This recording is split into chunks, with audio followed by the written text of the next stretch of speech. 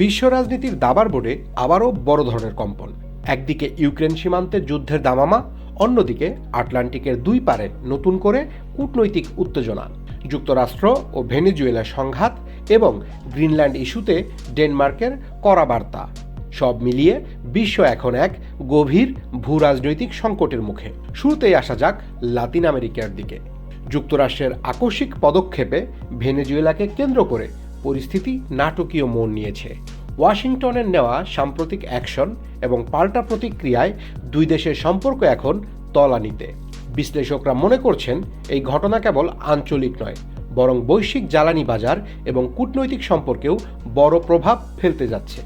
এরই মধ্যে ইউরোপের উত্তরেও ছড়িয়েছে উত্তাপ। গ্রিনল্যান্ড ইস্যুতে যুক্তরাষ্ট্রের হুমকির কড়া জবাব দিয়েছে ডেনমার্ক। কোপেনহেগেন সাফ জানিয়ে দিয়েছে, সার্বভৌমত্বের প্রশ্নে কোনো আপোষ নয়। যুক্তরাষ্ট্রের চাপের মুখে ডেনমার্কের এই প্রকাশ্য প্রত্যাখ্যান ন্যাটো মিত্রদের মধ্যেও এক ধরনের অস্বস্তি তৈরি করেছে। আর্কটিক অঞ্চলের নিয়ন্ত্রণ নিয়ে এই দ্বন্দ্ব ভবিষ্যতে আরও বড় আকার ধারণ করতে পারে বলে ধারণা করা হচ্ছে।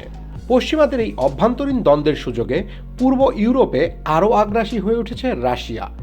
ইউক্রেনে রুশ বাহিনীর বিমান হামলা ও মিসাইল স্ট্রাইক অব্যাহত রয়েছে।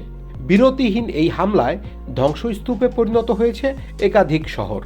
রাশিয়ার এই অনড় অবস্থান এবং হামলা জোরদার করার বিষয়টি প্রমাণ করে যে সহসাই থামছে না এই সংঘাত। ভেনেজুয়েলা থেকে গ্রিনল্যান্ড আর ওদিকে ইউক্রেন, একই সময়ে একাধিক ফ্রন্টে এই উত্তেজনা বিশ্ববাসীকে নতুন করে ভাবিয়ে তুলছে। পরাশক্তিগুলোর এই মুখোমুখি অবস্থান কি তৃতীয় কোনো বিপদের ইঙ্গিত?